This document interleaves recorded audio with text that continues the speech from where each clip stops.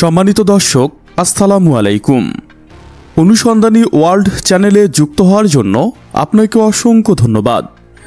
জানিয়ে দিচ্ছি আমাদের হাতে থাকা সর্বশেষ আপডেট। আবারও সীমান্তে মুখোমুখি ভারত পাকিস্তান সেনা। বাংলাদেশকে ঠেকাতে 10,000 কোটির মিসাইল কিনছে ভারত। ভারত ও পাকিস্তান সীমান্তে আবারও উত্তেজনা পারদ চড়ছে।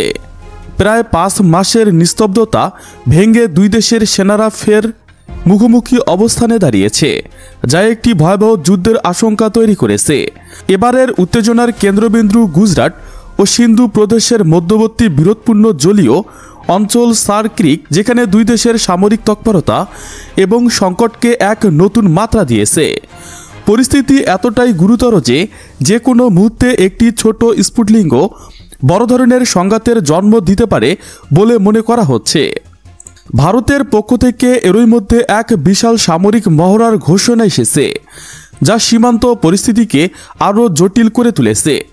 টাইমস নাও নিউজের এক প্রতিবেদন অনুসারে ভারত আগামী 30 অক্টোবর থেকে গুজরাট, রাজস্থান এবং আরব সাগর সংলগ্ন এলাকায় অপারেশন ত্রিশূল নামে একটি ত্রিবার্ষিক মহড়া শুরু করতে যাচ্ছে।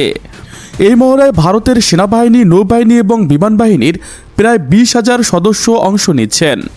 শুধু সেনা সংখ্যায় নয়, ভারত এই অঞ্চলে বিপুল পরিমাণ সামরিক সরঞ্জাম মোতায়েন করেছে। সেনাবাহিনীর 21টি সুদর্শন চক্র, মেন ব্যাটল ট্যাঙ্ক, অত্যাধুনিক হেভিজার এবং মিসাইল সিস্টেম জোর করা হয়েছে। অন্যদিকে আকাশসীমার নিয়ন্ত্রণ ধরে রাখতে বিমান বাহিনী তাদের সেরা যুদ্ধবিমান রাফায়েল এবং সুখোই 30 MKA প্রস্তুত করেছে। জ্বালানি সরবরাহের জন্য থাকছে IL-78 মিড-এয়ার রিফুয়েলার এবং নজরদারির জন্য অ্যাক্সাস এয়ারক্রাফট। আরব সাগর উত্তাল ঢেউ নিজেদের শক্তি প্রদর্শনের জন্য নৌবাহিনীর শক্তিশালী ফ্রিগেট ও ড্রেসারগুলোকে প্রস্তুত রাখা হয়েছে। ভারতের এই বিশাল সামরিক প্রস্তুতির বিপরীতে পাকিস্তানও হাত গুটিয়ে বসে নেই। তারাও সীমান্তে নিজেদের শক্তি বৃদ্ধিতে মনোনিবেশ করেছেন। পাকিস্তানের নৌবাহিনী সম্প্রতি ব্রিটেন থেকে 3টি শক্তিশালী গ্রিপ 2400 TG হ্যাবারক্রাফট সংগ্রহ করেছে, যা সার ক্রিটের মতো অগভীর জলভূমিতে দ্রুত সেনা ও সরঞ্জাম পরিবহনে সক্ষম। এছাড়াও পাকিস্তান সীমান্তে বিপুল সংখ্যক সেনা মোতায়েন করেছে এবং সিন্ধু ও পাঞ্জাবের দক্ষিণাঞ্চলীয় কমান্ডোকে সর্বোচ্চ সতর্ক অবস্থায় রাখা হয়েছে।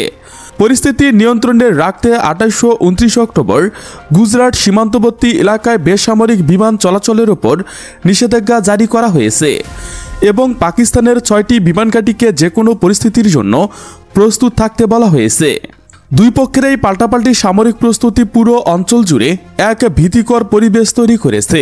এই তীব্র সামরিক উত্তেজনার পিছনে মূল কারণ হিসেবে উঠে এসেছে বিরোধপূর্ণ সার্কিট অঞ্চল এবং ভারতের প্রতিরক্ষা মন্ত্রী রাজনাথ সিংয়ের সাম্প্রতিক কিছু মন্তব্য। চলতি মাসের শুরুতে ভারতীয় সেনাদের উদ্দেশ্যে দেয়া এক ভাষণে রাজনাথ সিং অভিযোগ করেন, পাকিস্তান সার্কিট সংলগ্ন এলাকায় সামরিক অবকাঠামো তৈরির চেষ্টা করছে, যা ভারত কখনো মেনে নেবে না। তিনি পাকিস্তানকে হুঁশিয়ারি দিয়ে বলেন, প্রয়োজনে প্রতিবেশীর ইতিহাস এবং ভূগোল পর্যন্ত বদলে দেওয়া হবে। ভারতের প্রতিরক্ষা মন্ত্রী এই বক্তব্যকে সরাসরি উস্কানি হিসেবে দেখছে পাকিস্তান। এর কিছুদিন পরেই পাকিস্তানের নৌবাহিনীর প্রধান অ্যাডমিরাল নাবিদ আশরাফ বিরোধপূর্ণ এই অঞ্চলের একটি ফরওয়ার্ড পোস্ট পরিদর্শন করে এবং এর কড়া জবাব দেন। তিনি সাফ জানিয়ে দেন, সার ক্রিক সহ পাকিস্তানের প্রতিটি ইঞ্চির সার্বভৌমত্ব রক্ষা করতে ইসলামাবাদ সম্পূর্ণ প্রস্তুত। এই উত্তপ্ত বাক্য বিনিময়ের পরেই ভারতের পক্ষ থেকে অপারেশনাল ত্রিশূল এর ঘোষণা এসেছে। সার ক্রিক নিয়ে ভারত ও পাকিস্তানের বিরোধ বহু পুরনো। ব্রিটিশ শাসনামলে 1914 সালে এই সংকটের সূচনা হয়। প্রায় 96 কিলোমিটার দীর্ঘ এই মোহনা অঞ্চলটি ভারতের গুজরাট এবং পাকিস্তানের সিন্ধু প্রদেশকে বিভক্ত করেছে। এই জলপথের সীমানা বিরোধ নিয়েই দুই দেশের মধ্যে মূল বিরোধ। ভারত চায় আন্তর্জাতিক আইন অনুসারে মোহনার মাঝ বরাবর সীমান্ত নির্ধারণ করতে। অন্যদিকে পাকিস্তান পুরো মোহনাটি নিজেদের বলে দাবি করেন। প্রতিরক্ষা বিষয়ক বিশেষজ্ঞ 90-এর দশকে সার ক্রিকের বিষয়টি একটি গুরুত্বপূর্ণ ইস্যু থাকলেও সাম্প্রতিক সময়ে এটি প্রায় একটি মৃত বিষয় পরিণত হয়েছে। তার মতে ভারতের প্রতিরক্ষা মন্ত্রী রাজনাথ সিং ঠিক এই মুহূর্তে কেন এই পুরনো বিষয়টি নিয়ে এমন আক্রমণাত্মক মন্তব্য করলেন তা স্পষ্ট নয়। এদিকে বাংলাদেশকে ঠেকাতে 10,000 কোটির মিসাইল কিনছে ভারত। বাংলাদেশ ও ভারত এই দুই দেশের মধ্যে দীর্ঘদিনের বন্ধুত্বপূর্ণ সম্পর্কের কথা বলা হলেও সাম্প্রতিক কিছু ঘটনা আড়ালে এক ভিন্ন বাস্তবতার চিত্র তুলে ধরেছে। ভারতের পক্ষ থেকে প্রায় 10,000 কোটি টাকার ব্যয়ে রাশিয়ার সর্বাধুনিক আকাশ প্রতিরক্ষা ব্যবস্থা কেনার সিদ্ধান্ত এই অঞ্চলের ভূরাজনৈতিক অঙ্গনে তীব্র আলোচনা সৃষ্টি করেছে। দিল্লির এই বিশাল সামরিক বিনিয়োগের পিছনে মূল কারণ হিসেবে চিহ্নিত করা হয়েছে বাংলাদেশের বিমান বাহিনীর আধুনিকায়নের পদক্ষেপকে, যা ভারতের নিরাপত্তা বিশেষজ্ঞদের কপালে চিন্তার ভাঁজ ফেলেছে। ঘটনার শুরু হয় যখন বাংলাদেশ সরকার তার বিমান বাহিনীর সক্ষমতা বাড়াতে একগুচ্ছ নতুন যুদ্ধবিমান ও সামরিক সরঞ্জাম কেনার ঘোষণা দেয়। নির্ভরযোগ্য সূত্র মতে বাংলাদেশ চীন থেকে প্রায় 20টি সর্বাধুনিক Z-10C মাল্টিরোল ফাইটার জেট কেনার চুক্তি সম্পূর্ণ করার পথে হাঁটছে। শুধু তাই নয়, এই চুক্তির আওতায় প্রথম ধাপের বিমানগুলো 2027 সালের মধ্যে বাংলাদেশ বিমান বাহিনীতে যুক্ত করার কথা রয়েছে।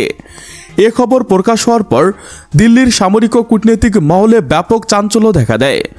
তবে ভারতের উদ্বেগের কারণ শুধু চীনের Z-10C যুদ্ধবিমানই নয়, বাংলাদেশের সামরিক কেনাকাটার তালিকা আরও দীর্ঘ। জানা গেছে পাকিস্তান থেকে 16টি J-17 থান্ডার যুদ্ধবিমান, তুরস্ক থেকে 6টি T-1T9 অ্যাটাক হেলিকপ্টার এবং ইতালি থেকে 10টি ইউরোফাইটার টাইফুন কেনার প্রক্রিয়া চলমান রয়েছে। বাংলাদেশের পক্ষ থেকে এটিকে একটি স্বাভাবিক প্রক্রিয়া হিসেবে উল্লেখ করা হয়। তাদের মতে পুরনো হয়ে যাওয়া বিমানগুলোকে প্রতিস্থাপন এবং দেশের আকাশসীমাকে সুরক্ষিত করার জন্যই এই আধুনিকায়ন অপরিহার্য। কিন্তু বাংলাদেশ বিষয়টিকে যেভাবে দেখছে, ভারত ঠিক তার বিপরীত দৃষ্টিকোণ থেকে পর্যবেক্ষণ করছে। ভারতের প্রতিরক্ষা মহল মনে করছে বাংলাদেশের এই সামরিক শক্তি বৃদ্ধি তাদের জন্য সরাসরি একটি নিরাপত্তা হুমকি। প্রতিবেশীর হাতে এত বিপুল পরিমাণ অত্যাধুনিক যুদ্ধবিমান ও হেলিকপ্টারের সমাহারকে তারা কোনোভাবেই হালকাভাবে নিতে পারছে না। আর এই কথিত হুমকি মোকাবেলা করতেই ভারত সরকার তৈরি করে রাশিয়া থেকে আরও কয়েকটি S-400 squad air defence missile system কেনার সিদ্ধান্ত নিয়েছে। S-400 বর্তমান বিশ্বের অন্যতম সেরা দূরপাল্লার আকাশ প্রতিরক্ষা ব্যবস্থা হিসেবে পরিচিত। এটি একই সাথে যুদ্ধবিমান, ড্রোন, ক্রুজ এবং ব্যালিস্টিক মিসাইল সহ প্রায় সব ধরনের আকাশপথের হুমকিকে 400 কিলোমিটার দূর থেকে শনাক্ত ধ্বংস করতে সক্ষম। প্রতিরক্ষা বিশেষজ্ঞরা এই সক্ষমতাকে মার্কিন যুক্তরাষ্ট্রের পেট্রিয়ট এবং ইসরায়েলের আয়রন ডোম সিস্টেমের চেয়েও উন্নত বলে মনে করেন। ভারতের পরিকল্পনা অনুযায়ী নতুন কেনা এই মিসাইল সিস্টেমগুলো একটি বড় অংশ বাংলাদেশের সীমান্ত ঘেঁষা পশ্চিমবঙ্গ ও পূর্বাঞ্চলীয় রাজ্যগুলোতে মোতায়েন করা সম্ভব। এর ফলে বাংলাদেশের আকাশসীমায় একটি বড় অংশ ভারতের সার্বক্ষণিক নজরদারির আওতায় চলে আসবে।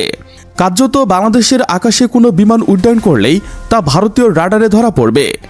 এই সমীকরণে চীন, মিয়ানমার এবং পাকিস্তানের উপস্থিতিও বিষয়টি একটি জটিল হয়ে তুলেছে। বাংলাদেশ যেহেতু চীন ও পাকিস্তান থেকে যুদ্ধবিমান কিনছে, তাই ভারতে বিষয়টিকে তার প্রতিপক্ষ শিবিরের শক্তি বৃদ্ধি হিসেবে দেখছে। সুতরাং দুই দেশের এই পাল্টাপাল্টি সামরিক প্রস্তুতি কেবল একটি যুদ্ধবিমান বা মিসাইল কেনার মধ্যে সীমাবদ্ধ নয়, এটি দক্ষিণ এশিয়ার ক্ষমতা, রাজনীতি এবং আগামী দিনের সম্পর্কের একটি নতুন অধ্যায় সূচনা করছে।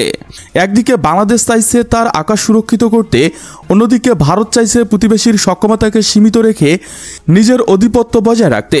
বন্ধুত্বের আড়ালে এই নীরব সামরিক প্রতিযোগিতা আগামী দিনে এই অঞ্চলের শান্তি ও স্থিতিশীলতার জন্য একটি বড় পরীক্ষা হয়ে দাঁড়াতে পারে। পরিস্থিতি যেদিকে গড়াচ্ছে তাতে স্পষ্ট যে দক্ষিণ এশিয়ার আকাশ আর আগের মতো শান্ত থাকছে না। সুপ্রিয় বন্ধুগণ, আপনার মূল্যবান মতামত জানিয়ে দিন আমাদের কমেন্ট বক্সে।